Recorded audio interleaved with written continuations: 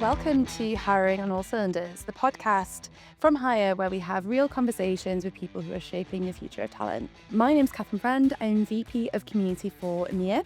And today I'm in San Francisco discussing how to build a modern tech-enabled talent function. My guest today is Manjuri Sinha, who is Vice President, I need to make sure I get this right, who is Vice President of HR and Global Head of GTM, Org Success and People Partners at Miro. That is a really big mouthful. It's a really impressive title, it's got to be said. But thank you so much for joining us in wonderful San Francisco today. I know that you're very active in the TA space. I'm sure a lot of our listeners would have potentially heard you speak before, but for those of you who may not have or might be living under a rock, can you give me just a brief introduction and a little bit about your role? Thank you, and I'm really, really excited to be on this show as well as doing this in San Francisco. I mean, who would have thought, right? Yeah. So thank you for that. And I think we can apologize to the audience already. Both of us are jet lagged, so we'll try to edit things off. But yeah, bear with us. Coffee Yeah. all the way. These are there's real coffee. Real here, coffee, not a prop. Yeah. So super quick introduction. I've been in the talent space now for about 21 plus years. I was looking at the number of years while updating my bio. I got scared and was like, wow, I'm old. So crossing 40 last year, 41 this year. Wow, I should stop counting. And yeah, I've been with companies like Accenture, with Zalando, which is Germany's true success story, as well as Europe's success story, built from ground up their tech organization. Worked with OLX recently, which is a part of the Prosus Group, which is one of the biggest internet investors in the world, and led their talent function all over. I mean, globally across APAC, LATAM, as well as EMEA, and also led the AI transformation for talent in OLX. And very recently, and I still say recently, it's almost 6 months now, I joined Miro and Miro's rocket ship, the innovation canvas, as we call it, and started in Jan, leading their GTM org, as you called out. And again, super excited because this takes me places like San Francisco right now. Today I was working from our office here. And yeah, looking forward to my APAC trip to Japan and probably even Sydney and our Singapore office next quarter. If I can make the time to do that and the travel. But that's me. And on the other side, I also wear another hat. I love my time talking to people, networking, sharing knowledge. I think, and I've heard Hung Lee share this in a couple of his conversations as well. And if you are in recruiting and don't know who Hung Lee is, then you're definitely living under some rock. Absolutely. So I'm not going to tell you who he is. Figure it out. So he really talks about this, that we are in the age of AI, and more human interactions, face-to-face interactions will become super important. And that's what I love to do. So whether it be with an audience or a roundtable conversations, and the amount that you learn from each other, you cannot replace that sometimes with an article or something like that. Just to like the point you mentioned, I mean, I completely agree with you with like the human elements being so important now more than ever, like particularly in the world of automation and AI. But obviously from like the summary you've just given us, I feel that we're in fantastic hands as someone to talk through like building a tech-enabled talent function and what that entails. So I guess like to start off, could you share, what your philosophy is on a truly modern tech-enabled talent function, how you feel that looks like today? I think to summarize, I'll use two words: human-centric. More than often, we forget that we are taking care of human experience as a part of our talent processes, and we usually think about. I recently saw a LinkedIn post. There was a leader talking about implementation of an HRIS and celebrating success. Totally agreed. That is, a big thing, and also implementation for the team would be a lot of effort. However, we need to think about human experience of the users. So whether it be recruiters or learning professionals or even our employees who are using this. And on the other hand, if you're talking about candidates and employees as stakeholders, then what is their experience? And that's something that we forget in the whole process of thinking about choosing and deploying tech. And especially with AI now, it takes front and center stage that you need to think about the human experience. So I love to call it human-centric tech enablement. Yeah, I think that's a really good point. And I just, you mentioned that sometimes it's forgotten. Like, where do you think like the common pitfalls are, or where people tend to brush over this? I think it's natural, isn't it? In the age of AI, there's so many really exciting possibilities that come with that. And, people that want to implement like more tech across various processes. But I do think, to your point, things are getting forgotten along the way. So where is it that you feel that the common pitfalls or challenges are where that's being forgotten? I think two big challenges. One is all the white noise that happens around this. A lot of clickbait information, a lot of tech bros and CEOs who come and say, hey, I laid off 700 people, replaced it with AI. Yeah. And then you hear that the story was something very different, was financial challenges, and then they had to hire people back because customer service was not up to the mark. I think everyone knows the company that I'm speaking about. So that's a clickbait, a lot of white noise. So you need to kind of filter out that noise and not just follow certain companies and see that, okay, they could do it, we should do it, kind of a thing as well. So I think that's one big pitfall not to fall prey to. The second one is more to do with looking at data. And I guess big thing in Europe, of course, when we look at GDPR, ethics, compliance, and recently all of us have been privy to the Workday case, where especially the recruiting module of Workday comes into question on screening CVs. And a lot of ATSs, a lot of platforms today want to claim that they are AI first. And that's where, as an organization or a leader or even a risk team, needs to get involved to see what is the data going through, what happens with that data at the back end, what are the criteria which is kind of used to make those decisions. And I always like to refer back to one of the chief data officers that I worked with in my previous companies, and he said one thing, that Manjuri, never ensure whenever you're talking about people processes or implementing tech in people processes that there's not like an elimination or a selection decision taken by a machine without any human intervention or without any human check. And that's, I believe, when you look at the Workday case, it's pretty clear that those are the pitfalls that we need to be careful about. In some countries, it's rather easier because you have those norms. You have to follow GDPR, so a lot of tools don't go through it. But when you don't have those checks and balances, it becomes more important. So these would be the two things to really keep a lookout for.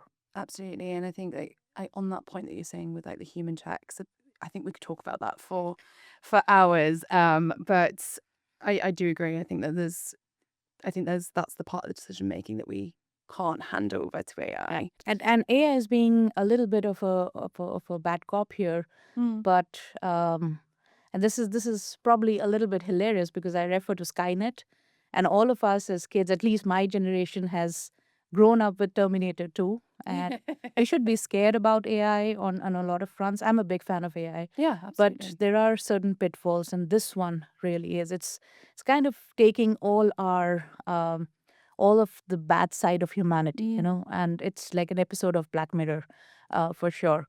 But that's where we need those checks and balances as well. And it's a balanced view, isn't it? So obviously there's amazing things that AI can do. Yeah, but we also need to make sure that that we're not losing everything that makes what is, as you said, a human-centric process or like profession. Like, we make sure that we don't lose those bits that are truly meaningful. So yeah, it was an interesting point. So I guess like looking at the TA model, if you're looking at redesigning the TA model, looking at the roles, the skills, the metrics that you're building around technology, like how do you redesign that rather than just adding tech to an old process? Talentful provides flexible recruiting solutions to the world's most ambitious companies. Are you thinking about ways to add flexibility to your talent function? With recent market volatility and hiring set to return to growth mode in the near future, there's never been a better time to choose the right partner to help you scale. Talentful's embedded sourcing, recruiting, coordination, and talent advisory services have been trusted by the world's leading brands. Companies such as Atlassian, Microsoft, Expedia, Pinterest, Waymo, and more. Whether you're hiring across engineering, go-to-market, or G&A, Talentful has got you covered. To find out how Talentful can help you, visit talentful.com. I usually use a three-way mantra, and I like to formulate it as use tech to automate whatever is super, super mundane, amplify what is good going on in your process and what is good in your model, and last but not the least, augment that human experience. So this is like the 3A model that I call for myself, and this is how a TA operating model ideally should evolve in the next 1-2 years, if not now. And what will happen in probably in the next 6 months or even a year or maybe lesser, 3 to 6 months, is exactly what we were talking about: the lack of trust. Today, a lot of candidates know that we are sending reach outs, emails, which are worded by AI or developed by AI, etc. Right? Um, will our candidates trust us, or will they want to have more face to face interaction? Will we trust candidates as well? We've recently seen somebody at the click of a button sending about more than 1,000 applications, and also using some interview apps which are there, or interview bots which are there during the interview. So is that cheating or is that not cheating? So will we trust a candidate, or will we actually want a final one-on-one interview with them as well? Absolutely. So it's a lot to consider in this entire package. But looking at TA operating models, I think we should have the ability of scaling up and down. So we can always say that you have a lot of AI and a lot of recruiters won't have more jobs, etc., etc. But we know that the systems around TA are not fully built. Unless you're coming from a very big organization where everything is set, you can talk about skill-based hiring, etc. But in most organizations, foundations are not there. And when foundations are not there, you need human beings to build that connect. Absolutely. So yeah, you can bring in probably a scheduling technology, an AI to help you schedule, bring in a note taker, etc. But when you have to scale up and scale down your team, you'll need some specialists. And that's where your operating model should have technology, should have partners to scale up and scale down, and should have probably TA advisors and partners, which elevate from today's recruiters who are looking at that advisory module. That's where the experience comes in, and they're not literally spending time on mundane processes. So that's how the TA operating model will develop. You'll have, if you're talking about a 15, 20 people team, you'll have some people who are sitting and partnering with those leaders, and then a few people who are working on certain ops, and everything else is either partnered with an outsourcing partner when you have to scale up, and you have a foundation which is AI for note taking, for going through maybe ranking some CVs, etc., as well. So this would be an upcoming model as I see it for the future. Exec would be where you have the most amount of niche experience needed. That is still a field where AI doesn't do a lot because of the lack of data and lack of foundations. And also, when it comes to the C-suite, they're not used to running with automated tools as the tech and tech leaders, etc. as well. So that will be an interesting place where I still see executive search still being a niche field and for human experience. And of course, executive search requires sometimes candidates to move lives, move your, you're investing in the growth of the company. You want to know more about the company. You would want to meet the C-suite, etc. So that will still stay very human and not AI based. With the sort of new tools or new operating models, is there any tactical advice you could give our listeners on how to adopt that or bring other people on that journey? POCs. Yeah. POCs are great. Try to get in your influencers in the organization. After this is, all said and done, that you've done your checks, you know the tool that you're getting into. You need your interviewers, say, to adopt something, right? You need to know, first of all, the culture of your organization. I remember when we implemented our scheduling automation tool way back, I think the first one was in 2018 when we did a POC with Good Time. we didn't know that we are going to face a very peculiar and bizarre challenge. We thought it will be all about tech. We are doing a smooth implementation. We'll do training, etc., etc. Then we figured the biggest challenge to its implementation was interviewers or hiring managers not ready to share their calendars. And this was interesting. We had to literally go out, do a big comms around. When we share our calendars, or when you share your calendar, you can mark your private events or things that you want to hide as private, and the tool cannot see that. So don't be scared. We had to do that, repeat that, get some influencers within the organization on board to say, yeah, this is how it works. And that's when we could overcome that challenge.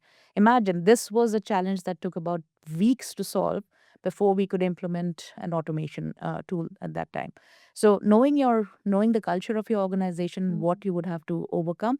The second experience was with MetaView, my previous organization. When we launched it, it was not a very known tool at that point of time, and we started the launch with Berlin, with tech. Um, a lot of apprehension. First of all, of course, the legal and the risk team were after our lives. What is it capturing? Where does this data go? Where are the data centers? A lot of questions. But a lot of interviewers were very skeptical as well because they thought that the data will be used to assess their skills more than anything. Of course, yeah. So we had to, again, work through with a couple of champions, evangelists in the team, and also raise their fears. Don't worry, nothing from your side will be used. In fact, your questions can be just put there, and you can use those questions, etc., etc. Once they started doing the POC, they loved it. So I think adoption is influencers within the organization. Know your culture, get your evangelists in, and work through those obstacles. It's not always tech. It's mostly the human obstacles that you need to overcome. And it's another hat that TA has to wear, isn't it? It's the change management piece. Like it's not just implementing the tech-enabled organization for TA to make our lives easier or to make our processes more efficient, but there's obviously the other side of the organization that we need to bring on board. You're going to be using that. So it's a really interesting. And this is where the ops team really helps. And a lot of organizations and even TA and HR organizations don't look at TA ops as a critical function. This is where the ops team really help. And Absolutely. with evolution of TA as partnering 50-50 AI, I think it's very critical to have a good ops leader in your TA team. Absolutely. And in a future, I think we touched on some of this before, but in a future where AI handles increasing volumes of decision making, what becomes the core value proposition of the recruiter, and how do you design roles or your TA org around that? I'll repeat myself around human experience. So it's putting yourself in the customer's shoes and being really customer obsessed here.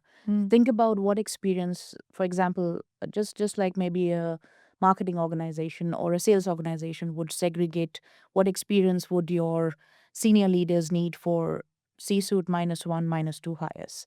What would your tech leaders need as an experience, or your even candidates, etc. So you can divide your customer base and then think about what experience can you deliver with automation, what experience can you amplify with that AI tool or AI inclusion or tech inclusion. But what is that one space where you need that human intervention? And this could be it could appear very minute, but for example, doing your intake session, which I don't like to call as intake session, which sounds like somebody is giving something to the other person. So I rather call it as a strategic kickoff meeting or something like that. I like that. For regular roles, you can always depend on existing JDs, maybe tweak them. That's fine, right? So you don't need to do a big hoopla around it. But if you are looking for a very niche role, you will have to have a human intervention where you discuss things around what does the org design look like? What is maybe the manager's span? What are you looking for? And you might have to go back and forth on the profiles as well once you share your profile. So these would be some differential experiences, right? So you can look at, and I love this because I'm learning more and more about GTM teams. And I love how you have certain leaders or certain recruiting leaders that could be strategic recruiting leaders, right? Only partnering for C-suite and niche roles. And then some who are working on those regular roles, which could be where you can bring in partners as well and don't need to have an in-house team. De-risking your headcount here too, because this is critical for any TA leader. we are not going to see probably the kind of growth that we've seen in the pre, I call it the crazy time when we had during COVID. We're not going to see that kind of growth in tech unless things miraculously change. For the next 2-3 years, it'll be steady. And in that, you need to ensure that you don't risk FTE, hiring people and then firing people, rather than have a niche team and then partner with others there. So I think these are a couple of things to consider when you're looking at evolving your setup or model, and looking at the customer experience, what you want to render there. What do you feel the most overlooked risk is in building a tech-enabled TA function? And like, when you're looking at scaling your team up and down or looking at the different fluctuations, as you've just mentioned, like how would you advise mitigating against that? Knowing fully well what you are buying into, I think starting with a roadmap in mind, which is sometimes that we don't do. We think of, okay, there's some nice fancy tech around and then we deploy it. Now think about the roadmap, think about where you want to go. Start with your operating model as the base. So if you want to go to a model where you have, say, 30% of your recruiters are your niche recruiters who are going to handle more human interaction. They could be principal recruiters themselves, and they're super senior. Then you think about, okay, you have regular roles and something that is day to day, and you want to automate that, right? So think about what you want to render as an experience and then work back from there. So build your roadmap. What kind of tools would you want to experiment? What is an excellent platform? I think it's called Stacked, by Jessie. She's a Berlin-based ex-recruiter, but now she has her own organization. I love her platform. You can literally see the pros and cons of about number of technologies, number of AI platforms, AI apps, and bots, etc. So educate yourself, educate your team, and then build your roadmap on what experiences would you want to move from that human part to automation, or what experiences will be precious as human experiences, and then design accordingly. Makes sense. And on that point, like, is there any particular skills that you feel that are really prevalent for recruiters to focus on really upskilling themselves, or, particularly if they're more admin sides of the role are moving away, like automation's making that easier, the future of a recruiter, like what would you say is like the key skills that you want your team to focus on? I'm forgetting the name of this person, but he had done a survey recently where he looked at all the HR roles and what percentage of these roles could be automated by AI. It was interesting to see that a recruiter's role, recruitment coordinator's role, they were 50%. So it could be automated almost by 50%. Of course, it's, you have different kinds of recruiters who are working on different things, but as much as 50%, which was on the higher side. So max would maybe a payroll person who's doing some regular data entry job. That was 70%, but this was 50%, still on the higher side. So that's a wake up call Absolutely. for a lot of us in the profession. Number one upskilling would be getting comfortable using AI. It's very funny. The recent LinkedIn Talent Solutions report said 75% of recruiters are looking at in the future that AI will change their job. So everyone knows. It's not that they don't know. The hype of will it take their jobs? Well, if they're bad recruiters, yes, it will take their jobs. But if they're good recruiters, it's hard to replace them. Because Absolutely. no one in the whole world knows what is it that good recruiters do. And that's the human difference that kind of comes into play. So number one is getting very used to using the tech, whatever form you have. Some organizations do have access to AI-enabled tech, whether it be your scheduling tool, your note taker, or even in your learning space. Number two, if you have any of these platforms available with you, Udacity, Udemy, again, a lot of organizations have courses. If you're lucky enough to have a social talent account in your organization, again, upskill yourself there. Second is really getting close to the business. A lot of recruiters don't do this. What are the business goals? Start talking in terms of whatever roles you're hiring for, learn the language. What is critical for those roles as well? Look at how those roles are changing as well in the future. What can you bring in? And third, looking at the human element. What is the human element in your role? In your role, the human element comes through advising, not just your hiring managers, but also your candidates. You advise them to prep for an interview. You're not a robot. A robot can do as much, but you will look at where this candidate is coming from, what is the experience, also nuance the advice towards that candidate, right? That tailoring, that bit is human. So real kind of look at where are you, what kind of an organization are you in, and what is that human element that you add on to, and start working on amplifying that element of it. That's something that AI cannot take, not so soon, I guess. No, I totally agree. And I think, there's a lot of conversations that can happen with like yourself and the leaders in hire about the importance of storytelling within that recruiter role. Yeah. And, understanding like, you've got all this information, all this data at your fingertips. Like we're more informed than ever, but actually what's the narrative like behind that? Yeah. And I think that's still, I think from some of the conversations I've recently, there's still room for improvement there. So I think that's obviously something that you've just alluded to. And you can get good at storytelling when you know the story. Exactly. And that's where the business comes in. So what business are you hiring for? Where is the business planning to go? What is even being very honest with candidates, right? So what's the situation? Are you coming or you bring the candidate into a chaotic situation? How do you prepare? So how do you work on both sides, the candidate plus the hiring manager with the storytelling? And that's where you need to have a very solid base of where is your business, what is your business into. Sometimes even probably following a couple of LinkedIn influencers in that business area helps, so you know what's kind of going on in the market as well. Absolutely. And definitely on the candidate side, I mean, you could use AI to craft the best outreach message, but if you're, for the first time, you're speaking to the candidate and you're the gatekeeper of your company's culture and that's not coming across in a authentic and human way, then, for you're fighting with other organizations and competing for top talent, and that's what you're going to let down. Absolutely. Yeah, absolutely. Are there any misconceptions, in your opinion, that TA leaders have about what it becomes to be tech enabled? And if there are, like, how would you challenge them to rethink that? I think TA leaders tend to shoot themselves in the foot by rallying with the tech bros. I have seen a number of messages, a number of discussions, even talks on AI is going to take everybody's job and it's going to go through our department. Nobody's going to have any recruiters will lose their job. And every time I go back to Katrina Collier's book when she talks about a robot-proof recruiter, and that's when I said, a good recruiter. Nobody has ever cracked why a recruiter is a very good recruiter. You can enlist the skills and everything, but there's a human element to that. So that is something that TA leaders nurse as a misconception that yes, if I bring in 10 or 15 different apps and bots, I can let go of the entire team or I can reduce the cost, etc. That is not how it works.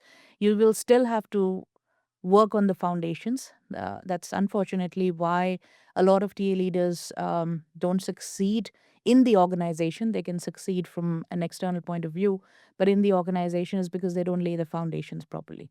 So you need to have a very, very relevant process looking at everything will be about quality from now on, and even now is a little bit late.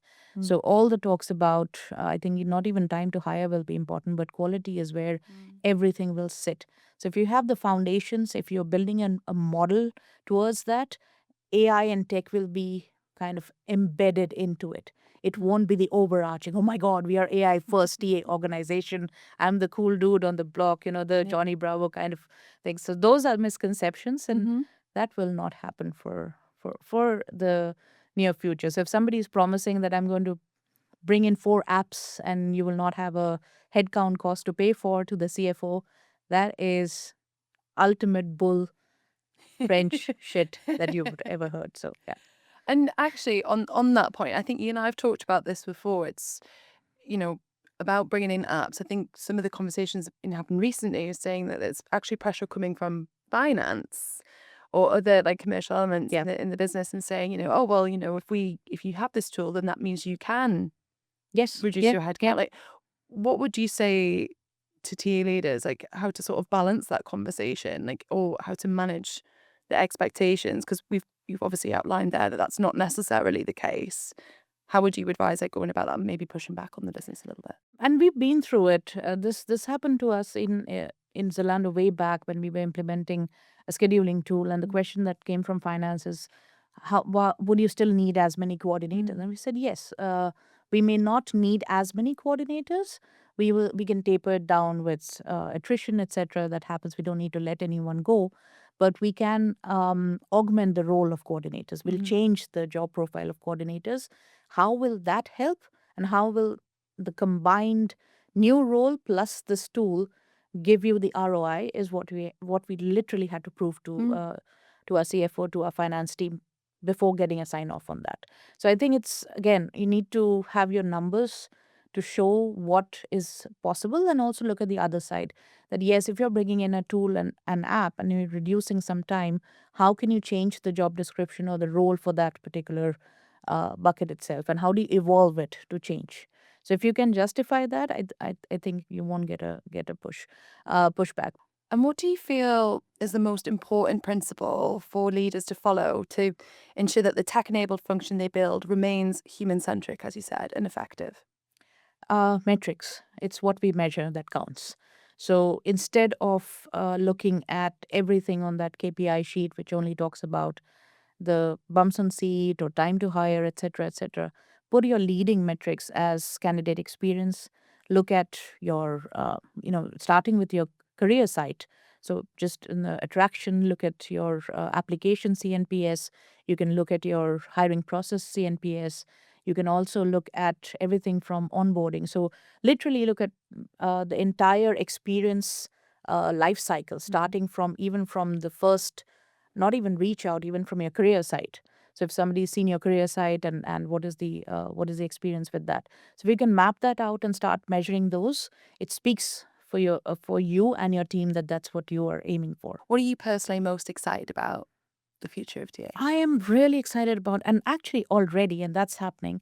2 years ago, I was at Unleash where Josh Person said, TA is the first function in HR where we'll see the most amount of AI getting enabled and most amount of AI getting used as well.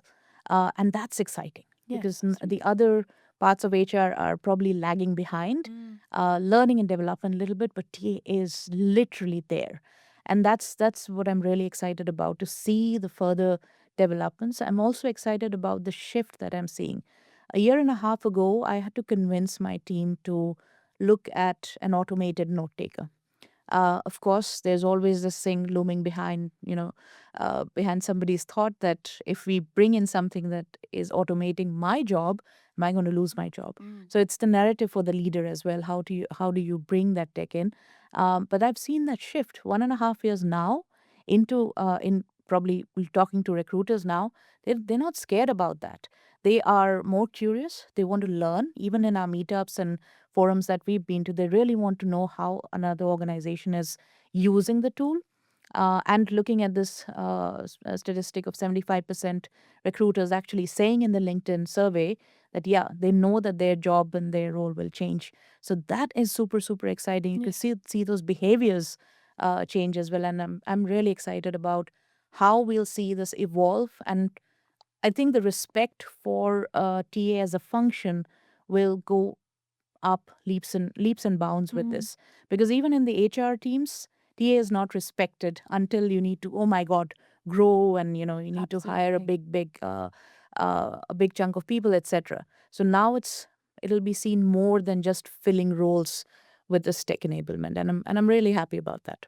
Yeah, I think that's a really great point. It's a real opportunity for TA to be truly seen as that strategic partner that's helping drive the business forward. I mean, if we're in TA, we know that's the case. Yeah. But it's great to feel that shift, and that eventually that is going to become more front and center. So I agree. I'm very excited about that as well. For our listeners, Manjuri, like where can people find you? Where can they follow you? Where can they listen to your wisdom? LinkedIn is the best place. So join me, follow me on LinkedIn, add me, and you can see a lot of posts. The next events that I'm super excited about is tomorrow. Number one is the higher altitude.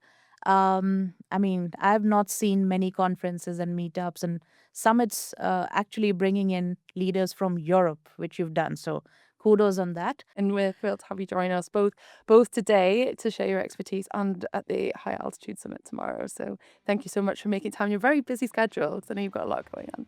Thank you. I enjoy that. That's my de-stress is what I say. Thank you so much. That's all for this episode of Hiring on All Cylinders, brought to you by the Hire community, which is the largest global TA community in the world.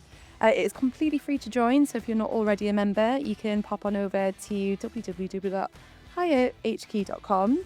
And if you like this episode, please subscribe, please follow, please like on anywhere where you listen to your podcasts, and look forward to seeing you for the next episode. Thank you very much.